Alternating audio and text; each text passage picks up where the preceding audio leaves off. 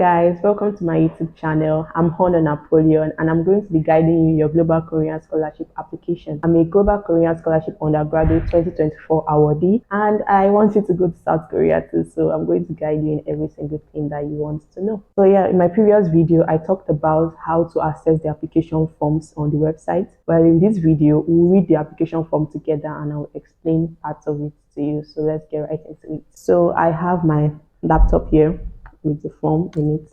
I'm just going to be reading them out, so I might click down a lot, so pardon me. Okay, so the Global Korean Scholarship application form is normally similar every year. So you can use the 2024 application form to prepare for the 2025 application. So the changes are normally very few, so rest assured that you are good to go if you use this 2024 form. But make sure that you check the 2025 forms when it's out so that you'll be sure that there's no any major changes in it. Let's get right into the video. So the Global Korean Scholarship is a scholarship that is designed to give international students opportunities to study in universities in South Korea, and the major aim of this scholarship is to enhance the international education exchange and deepen mutual friendship between Korea and participating countries.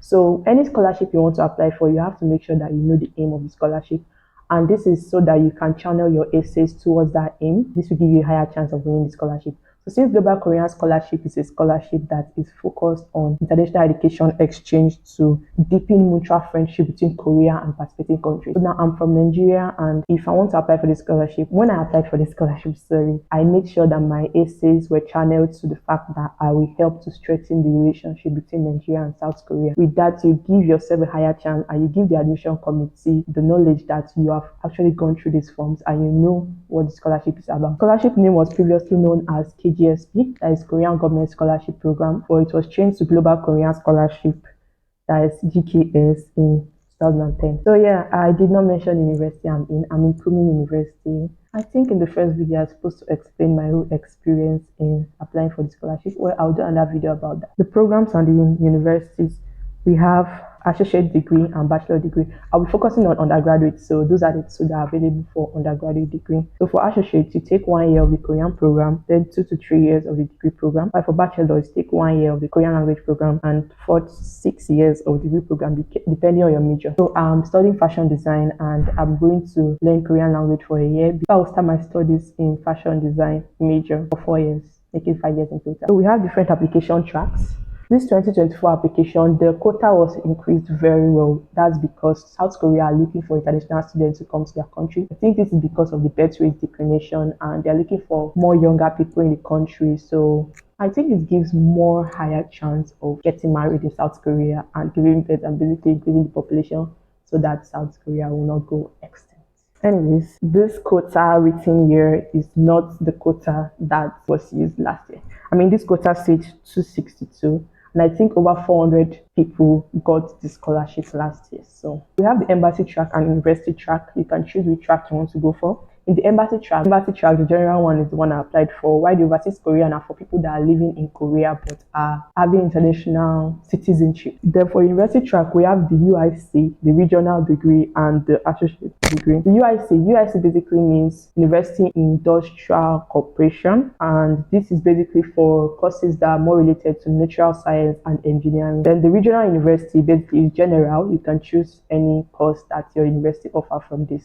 It's not as specific as the UIC application. Also in here, we have the available fields of study and the academic programs that are offered. So it's written that all fields of study offered by the GKS participating universities, academic programs offered during evening, night school, short-term program, online and distance learning programs are not applicable in this scholarship program. Applicants can also apply to the universities and departments that are listed in the university information file attached under the GKS post in the South Korea Studying in Korea website. So yeah, basically what this means is that you can check the university information file. That's after choosing the universities you want to go for. Then you can check this file to know the courses that are offered by this university so that you won't apply for a university that does not have your course in it. So make sure to check this because I also made a mistake when I was applying.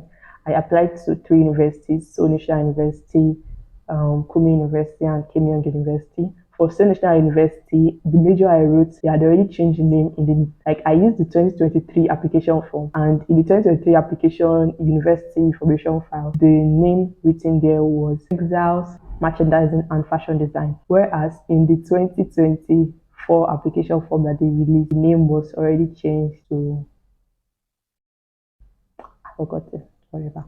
We have type A and type B university for embassy track, and we have the university track, UIC, regional and associate degree written in here. Now this is the quota for last year, although it was really exceeded, so you can just use this as a guide. So page 5, we have university track. So for the UIC program, you can see the universities available for the UIC program and the department and the quota, so you can choose which one you want to go for. So for associate degrees, it's very streamlined. We have only 2 universities here and with only 3 departments. So associate degree is not bachelor degrees like pre-bachelor degrees. Page 6 shows the quota for the regional university program, which is for university track. So these are the number of people that will be selected per year. And I see here in page 7 the associate degree program and the quota for associate degree program. So eligibility, this is basically like, this is the main part of this form. All applicants must hold citizenship of NIAD designated countries. What they mean by NIAD designated countries are those countries that are listed in the quota side. So you have to check to make sure that your country is listed there. As you can see, some African countries are not listed there. So if it's not listed there, I don't think you can apply for the scholarship. Or you can check the UIC, the regional university track side, to see whether you can apply for the scholarship. You must hold an international citizenship.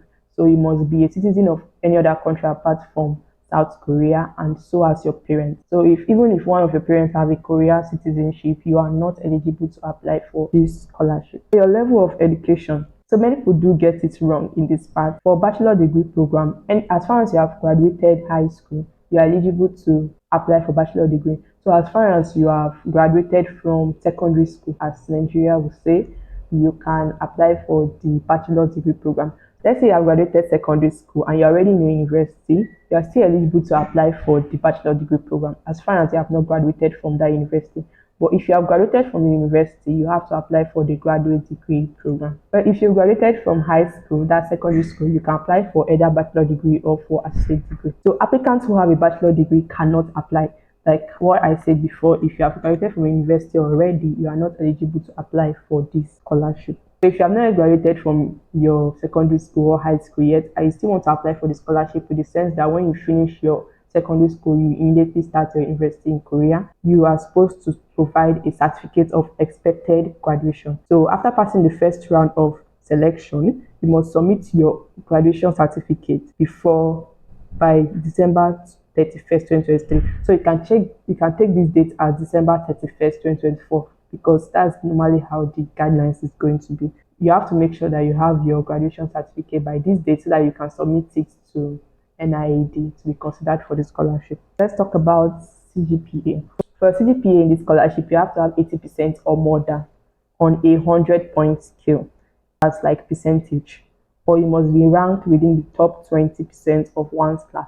So if you have a 75%, for example, and you still want to apply for the scholarship and you are ranked within the top 20 students in your class, you can apply. So you just need a letter from your school, and this letter is going to carry a letterhead. On a letterhead paper, going to carry a stamp from your school and signature from, let's say, your principal. Yes, so this letter is going to state that so student was a student of this school and he or she was part of the top 20 students in his or her class. Having that letter is very important. You don't have up to 80% in your CGPA. If your CGPA is not over 100, you can see the other skills written here. As you can see, previous degree program for associate degree applicants should be high school. Then for bachelor degree, you can either have a high school or a associate degree program. So this is trying to say like your highest level of education, like how I mentioned before. If you hold a transcript that does not provide CGPA, or you are unable to convert your grade to any of the accepted skills, you must submit additional documents issued by your university or school describing the institution grading system. Applicants who are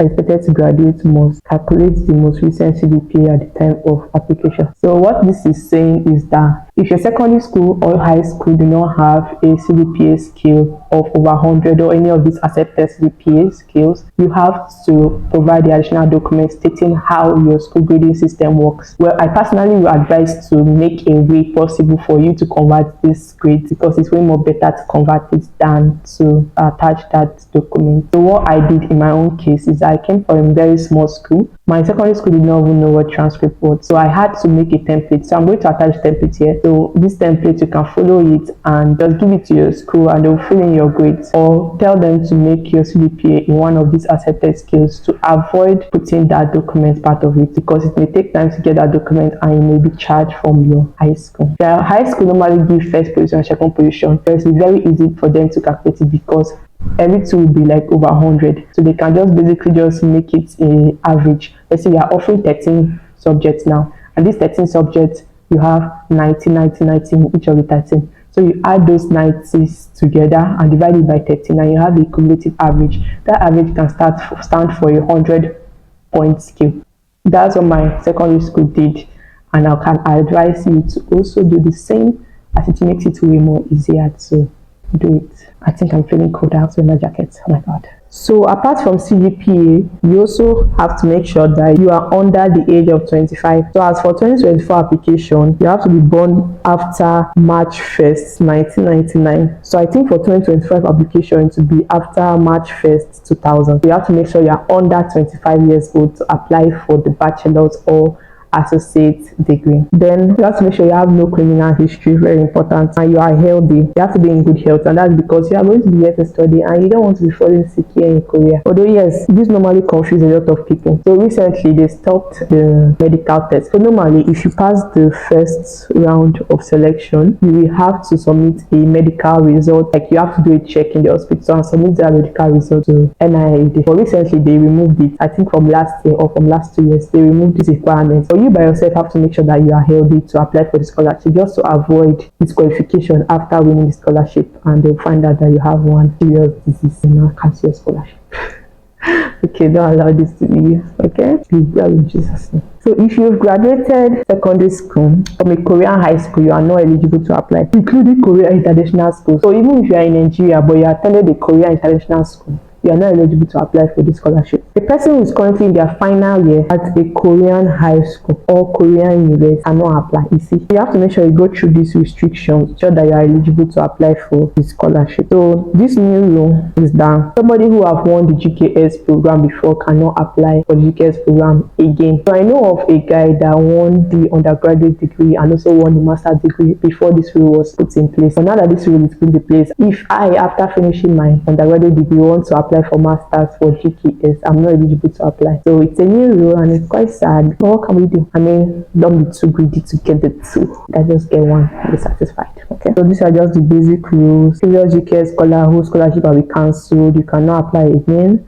If you have held a scholarship from another Korean government agency, you cannot also apply. Cancellation of scholarship means a GKS scholar who have either withdrawn from the program or his scholarship was forfeited within the scholarship period. For former GKS program applicants, there are cases whereby some people withdraw from the Global Korean Scholarship, and maybe that's because of them missing their family at home, or not being able to cope, or not being able to reach the language proficiency requirements to start your major. They may be withdrawn from the scholarship, or they may cancel the scholarship themselves, like they may drop out of the scholarship. So people like this are not eligible to apply for the scholarship for the next 3 years. So you have to make sure that you are fit and you are really sure what you are doing before you apply for the scholarship, because if you cancel the scholarship or you withdraw from the scholarship, it's going to be a bad thing for your nation or your country, and they may end up reducing your country's quota. Make sure that you are sure that you are going to come before you apply. Okay, so if you apply for embassy track and you pass the first round of selection, then you don't pass the second round of selection, you are not eligible to apply via university track again, and that is because I don't know, that's just a rule. But if you apply for embassy track and you do not pass the first round, that is the round to the interview, to be selected for the interview. Let's say you apply and you were not selected for the interview via embassy track, you can switch your application and apply for university track. But as far as you have passed that first round, let's say the interview round, and you do not win the interview, you cannot apply for university track again. You have to wait till next year if you still want to apply for the scholarship. We're in page 10 now and we're almost done. About like 20 more pages to go. If you're watching this video and you have watched up until this point, it shows that you are truly invested in the scholarship and you're going to win it.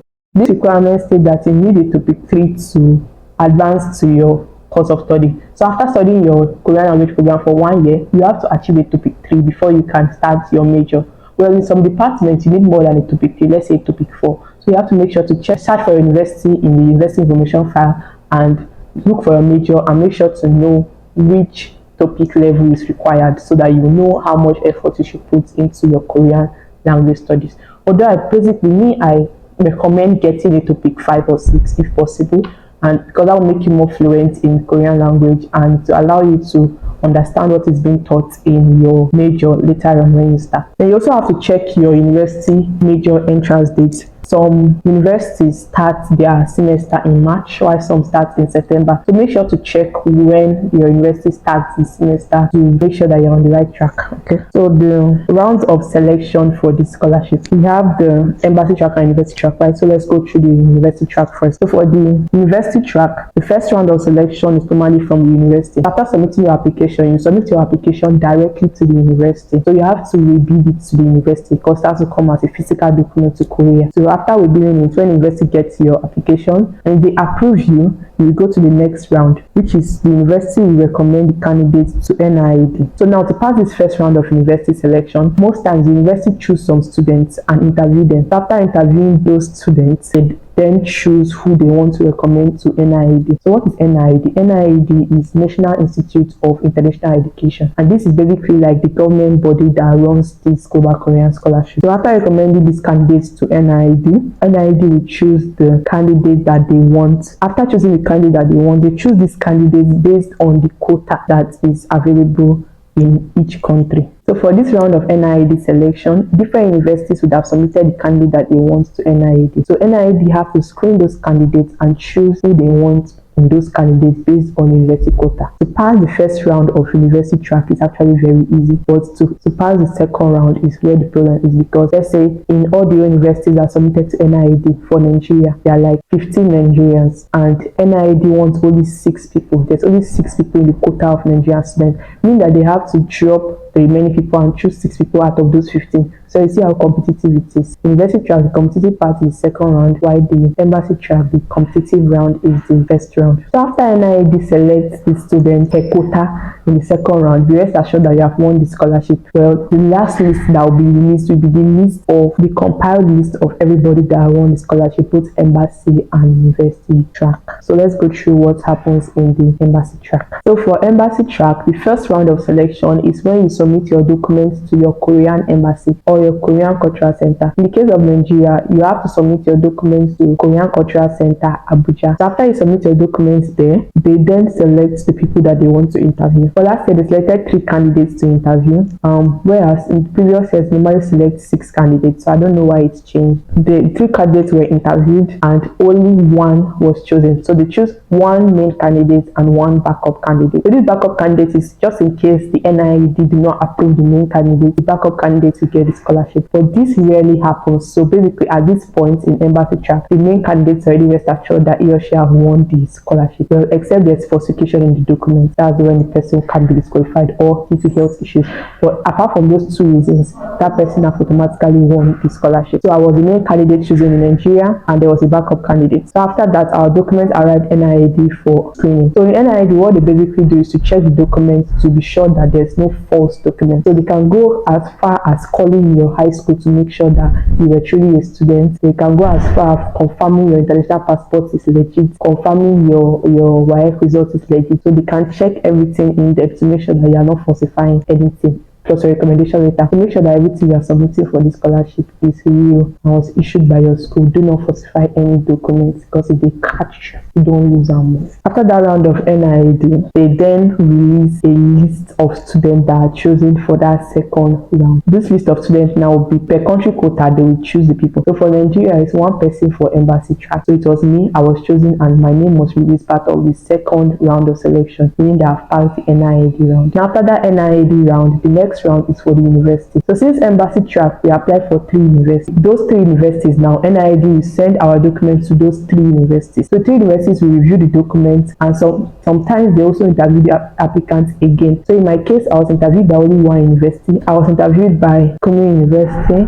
and my application went to the other 3 universities as well. So after your application is submitted to those 3 universities, they will conduct a selection round and they will notify you whether you are selected or not. After passing this stage, that's when you can be rest assured that you have won the scholarship for embassy track. So in my case, I was selected from 2 universities, Kenyon University and Kumi University. And I choose Kumi University because Kumi University fashion program is more stronger than that in Kenya. Then after that, NID will release a full list of both university track and embassy track applicants, notifying that, okay, you've won the scholarship, and that list is normally released in December. Down below, you can see the timeline, so specific dates when each stages are being released. So you can use this to know how the application works. That thing to note in this scholarship is that NID did not contact the candidate directly. So the only time that you get an email, I'm speaking for embassy track now, you get an email from Korean Cultural Center in Nigeria for when you are selected for the interview and for when you have passed the interview. But after passing the interview, to know whether you are selected for a second round of scholarship, which is the NID round, you have to be checking Study in Korea website. So you are responsible to know whether the result is out or not. So they are not going to send you an email directly. You have to check by yourself in the website.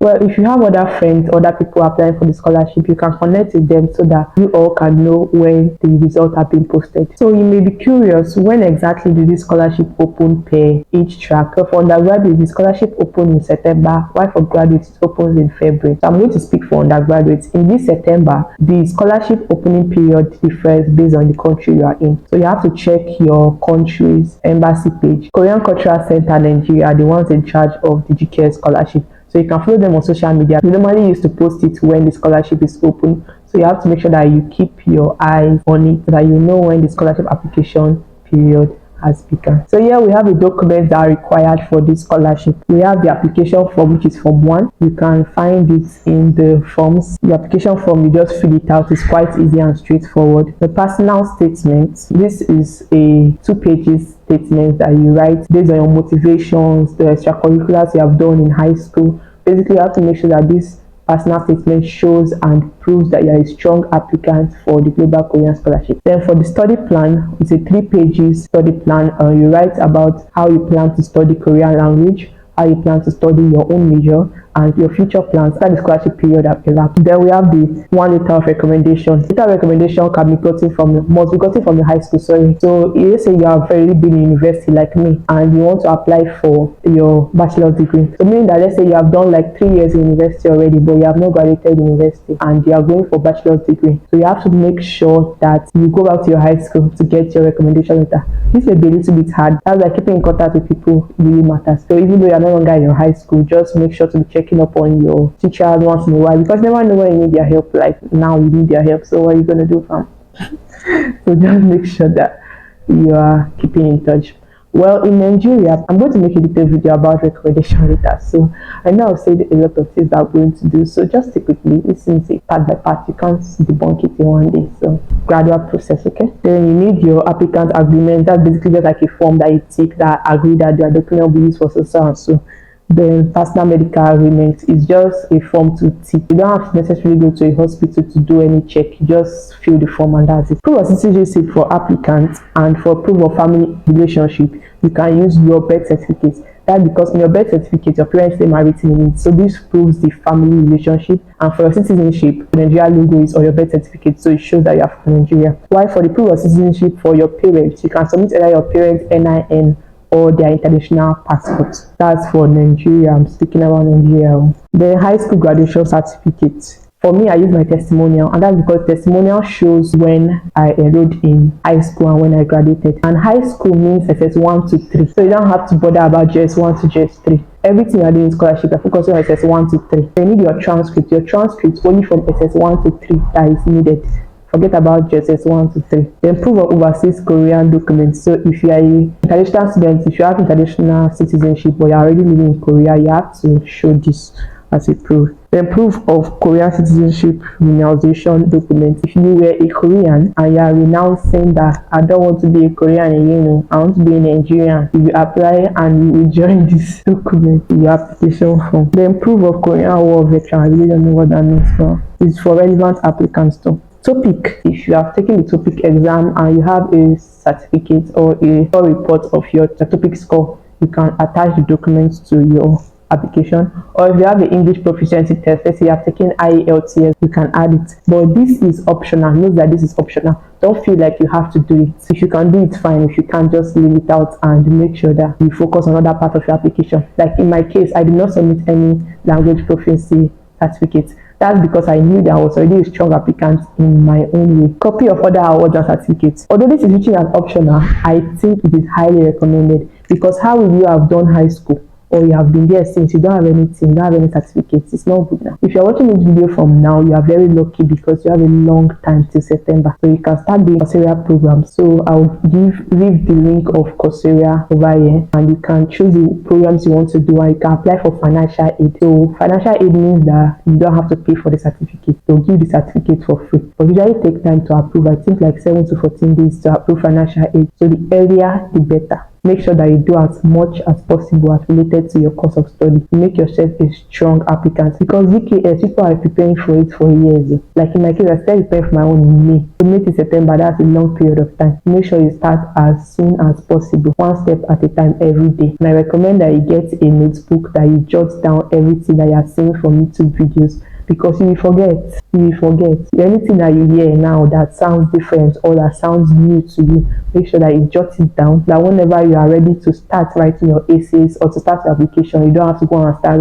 watching a YouTube video all over again. Then your applicant passport. This is optional. You can choose. If you already have an international passport, you can attach it to it. I attached mine, so you can do so too. So you have to make sure that you authenticate your documents. So you authenticate as Ministry of Education, Ministry of Foreign Affairs, and you legalize at the Korean Embassy. That's going through these 3 steps. Your documents are ready. But you do this for only 4 documents. That's for your transcript, for your testimonial, that's graduation certificate, for your WAEC, that you want to include your WAEC in your transcript, and for your birth certificate. If you're submitting NIN or international passports for your parents, you don't have to authenticate it. You can just submit it like that. Then your application, you must submit it physically, so you cannot send it through email. You have to physically send it to either your Korean embassy or Korean cultural center, or directly to your university if you are going through university track. So for embassy track, you need 1 original document and 3 photocopied documents, making 4 documents, and you put it into 4 different envelopes. So each set in each envelope. After getting those 4 envelopes, you now put everything together in 1 big envelope. Now your documents can be written in either English or Korean. If you're not from an English speaking country, you have to translate your document from your home country language to English or to Korean so that it will be understandable, and you attach the translated document as the main document where you are submitting. When you are filling your forms, you have to make sure that you sign on every form. If you see a place to sign, make sure your signature is on every form. Like I almost made that mistake of submitting a document on one was not signed, but I thank God that I went through it again and I saw it. So make sure that you sign each and every form in your document, because anyone that is not signed will be cancelled. So make sure that you sign your documents. Always submit your photocopies, because submit your original, it is gone until law. They are not going to bring it back to you. So make sure that you submit your photocopies, okay? So make sure that it's either NIN or international passport that you are submitting for your parents. Don't go and bring ethnicity certificate because they are not going to accept that one. Then certificate of graduation. You have to make sure that your certificate of graduation or your testimonial shows the date of your graduation. So if you do not have a date, at least that's to have a month of your graduation. So if your certificate of graduation is reading, let's say 2019 to 2023, no, it's not okay. It has to read at least the month. So what I did in my case is that my testimonial did not read the month of my graduation. So I still submitted a testimonial, but I attached a letter from my school. The letter read that I was a student of the school and I graduated, I enrolled in the school on so dates, this day, month, year, and I graduated on this day, month, and year. Okay, so page 17 is just listing out the things that I've already mentioned in the previous video on the transcripts and the other documents. So page 18 now, talking about the score report. You can submit TOPIK or IELTS or TOEFL. So these are basically like language proficiency scores. So for the copy of awards, you have to submit materials that can prove the applicant's activity described in the personal statement and study plan. These documents do not have to be apostilled or consular confirmed, so you don't have to authenticate your additional document. What they mean is that if you mention in your essay, oh, I went for a national science competition called this, you have to submit a certificate that shows, okay, you truly went for this competition. Well, if you do not have a certificate to show that you went for the competition, you can also ask your recommender to include it in its recommendation letter. So this shows that, okay, you mentioned it and your recommender mentioned it. These are already two people, so it shows that it's true. So that's only if you don't have a certificate to show for it. But anything that you have a certificate to show for that is related to your major or that you feel will make you a stronger applicant, mention it in your personal statement or your study plan, and make sure that you attach a certificate for it so that it will show that yes, you truly did this. Attach certificate or the recommender will write it for you. Any of the two works. Then your passport, that's if you want to submit your passport. So me, I submitted mine, but they say submit a passport as supplementary documents if the proof of citizenship does not clearly state citizenship information. Then we have requirements when submitting the application documents. First, you have to make sure that you put the official name of the university or department that you're applying to. This one, you can either learn it by experience or learn it by knowledge. I learned mine by experience. So I applied for 3 universities, and in South National University, I wrote a wrong department's name. They had changed the name in, like, I used 2023 application form basically, and I forgot to check 2024 application form when it was out. So I wrote the wrong name of department, and I'm sure that's why I did not get admission into that university. Anyways, it's all good. So make sure that even if you are using this 2024 application form, you check the 2025 application form when it is out, and make sure that everything correlates, because if you make any mistake, it is gone. Oh. Don't be like me, okay? You see, it's even written here, if an incorrect department is written on an application, such application may be disqualified in the evaluation. So that was my story, fam. So your English name must match the English name on your passport. Most people have a lot of questions concerning this. So let's say you have 3 names now: Amos, Honors, Osamudiame. Those are your names: Amos, Honors, Osamudiame. So those 3 names, make sure that your name is within Amos, Honors, or Samudiame in each of your application documents. So if another document now is now reading Anos, Amos, Osamudiame, or Osamudiame, Anos, Amos, there will be problems. So make sure that it correlates, like the pattern at which your name is. Make sure it's like that. So the way to do it is that you check your international passport. The way your name is arranged in your international passport, make sure that your name is also arranged like that in your other documents. So this does not really matter for other certificates or like competitions. It does not have to be arranged that way. But in your official document, like transcript, your testimonial, your birth certificate, your name must be arranged in that same way. So make sure you look out for this, okay? So see, it is written your family name, your given name, and your middle name, okay? So if there's any discrepancy in those 3 names, there may be a delay in your visa processing. You have to make sure that your application documents are complete. So before applying, make sure you cross-check over and over and again to make sure everything is put into your envelopes before you submit. And it must be arranged in the order of the application checklist. So we looked at the application checklist before, but I'm still just going to attach it again to show how this document must be arranged. So it must be arranged in this way to make sure that you have a higher chance of getting this scholarship. Then the front cover must be the application checklist. So that checklist must be in your front cover. Then you tick the ones that you submitted. Then number and label each document in the top right corner. So for labeling, you see that example is written here. Number 8, high school graduation certificate, consular confirm. So the way I did my labeling is that I printed all my labels. I'll attach it here. I printed all my labels on a hard paper. So on this hard paper, I then cut it out one by one, and I used top bond and glued it to the side of each document I submitted. Well, this is not really the best way to do it. If you can print these same labels on a sticky paper and cut it and then just stick it, I think it's more better and it's faster than of having to apply top bond one by one. But I had no choice because I did not find a stick paper printing.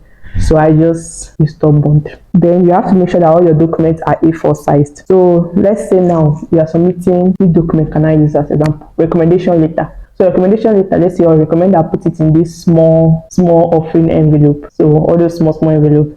So if you're recommending I put it in this envelope, you have to make sure that you attach that envelope to a plain A4 paper. So you have a plain A4 paper, you attach the envelope to it. You can attach it using paper clips. Everything you do in the scholarship, do not use stapler. Use paper clips because that is what Koreans love. So use paper clips. So you can use a paper clip and attach it to a plain A4 paper. That's what I did. So when you attach it to make it A4 sized. So like I will put it in the A4 sized envelope and submit.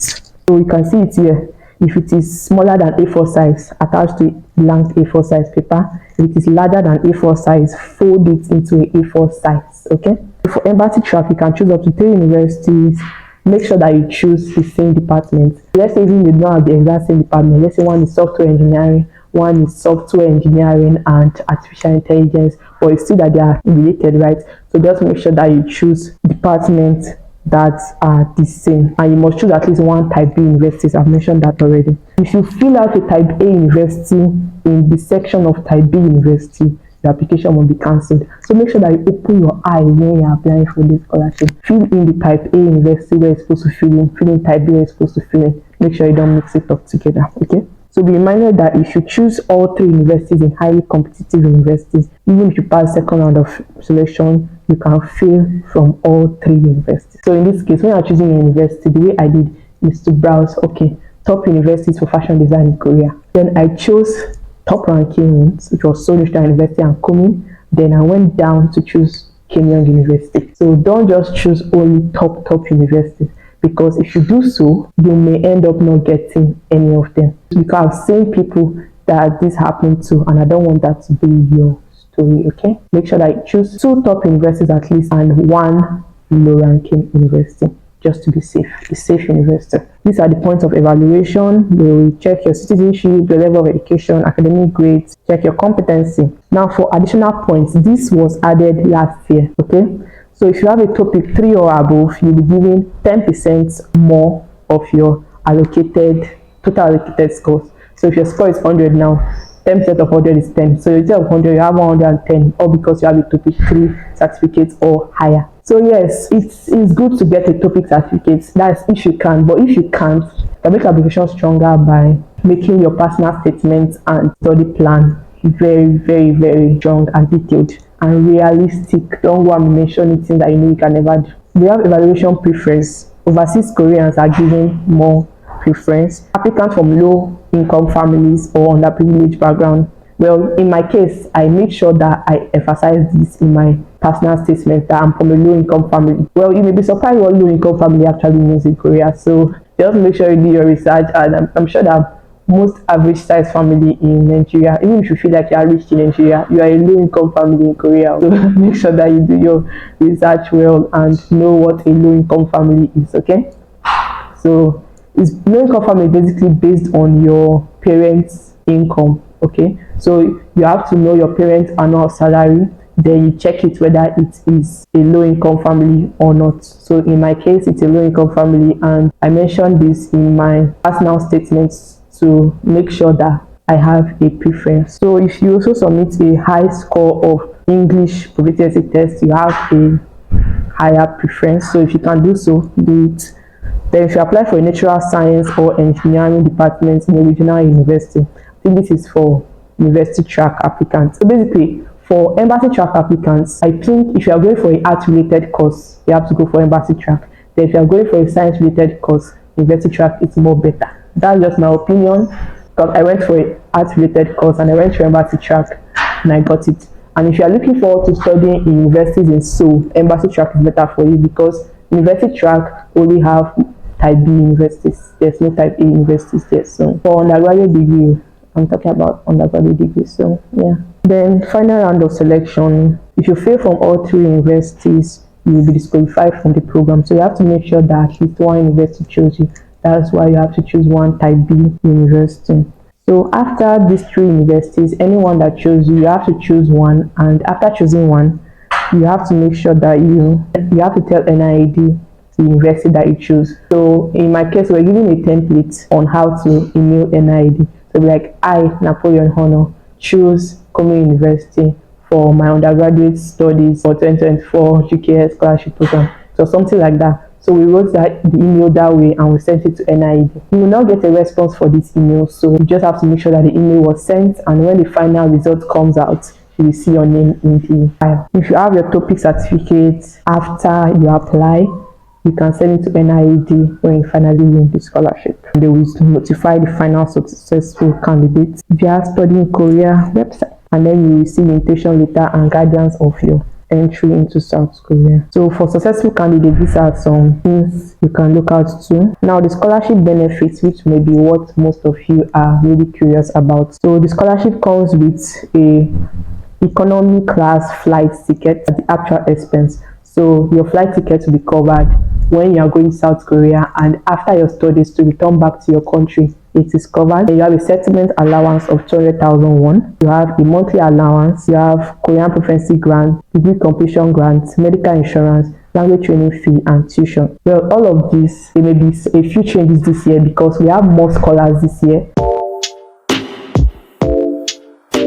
If you're already in Korea, when you get a scholarship, you will not get a plane ticket, so you have to cover it on your own. If you withdraw from the Global Korean Scholarship Program within 3 months when you are awarded the scholarship, you will have to return back the money that they have given to you within that 3 months. So make sure that when you're applying for the scholarship, you know that yes, I really want to go to South Korea, and no matter what, when I get it, I'm going to go. There's no restriction, okay? So we have the contact information there. You can just check this out. Then you have a CDPA conversion table. You can check out this to make sure that you are eligible for the scholarship. Then the contact of Korean embassies, you can go to your country own and contact them if you have any questions that only them will be able to answer. Then we have contact of the university staff for embassy track. If you want to ask any in-depth question about the university, you can contact them, the university staff for the university track. And your prize or facet degree also have the contact information. So you see how detailed this scholarship is, and this scholarship is really amazing, to be honest.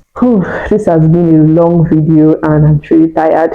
Okay, but it's totally worth it. We are done looking at the application forms, and I'm sure that after this video, you will be able to know where to start in your Korean scholarship application. Thanks for watching this video. If you have stayed till the end, you are really serious about Global Korean Scholarship, and I hope you win it at the end. So thank you so much, and see you in another video. Bye. Annyeong.